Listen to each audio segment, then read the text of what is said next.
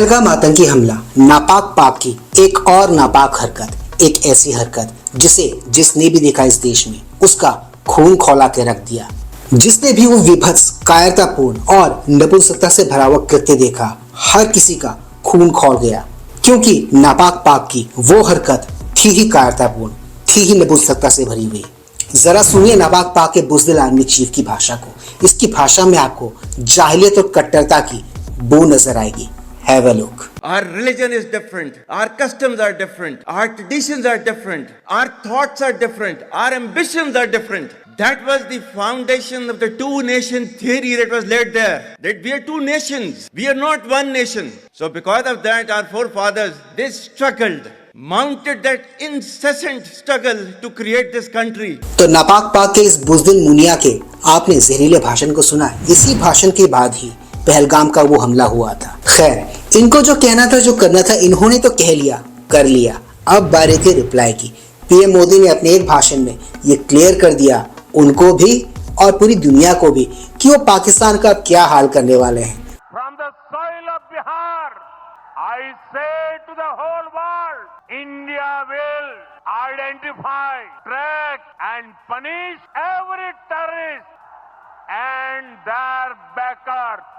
We will pursue them to the ends of the earth. Modi ji ने अपने इस भाषण में बहुत ही कम शब्दों में ये क्लियर कर दिया है, अपनी मंशा जता दी है कि वो नापाक पाक का क्या हाल करने वाले हैं।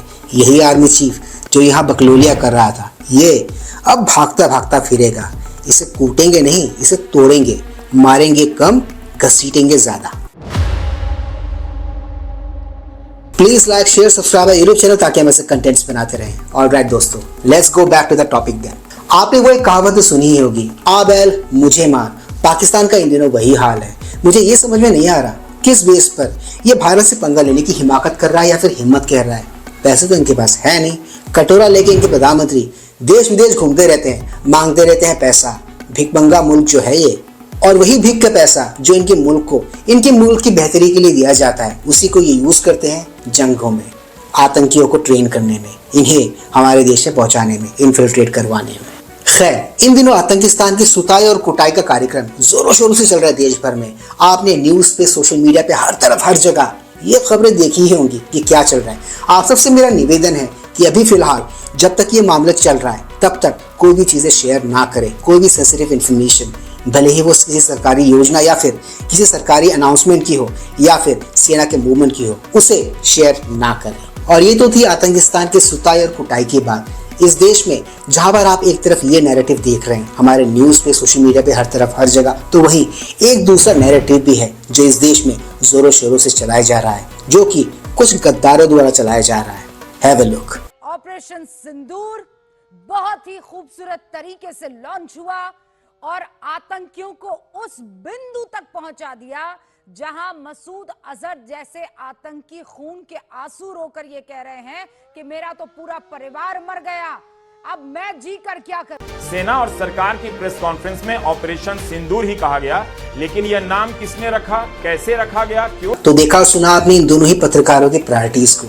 एक जहां पर देश हित की बात कर रही है, देश की बात कर रही है, तो वही दूसरा एक ऐसा है जिसको ऑपरेशन सिंदूर से ही दिक्कत है, इस नाम से ही चिढ़ है। इस टाइम पे इसको ये बात करने की जरूरत है क्या? मुझे ये समझ में नहीं आ रहा, ये किसका पक्ष ले रहा है, भारत का या फिर आतंकिस्तान का?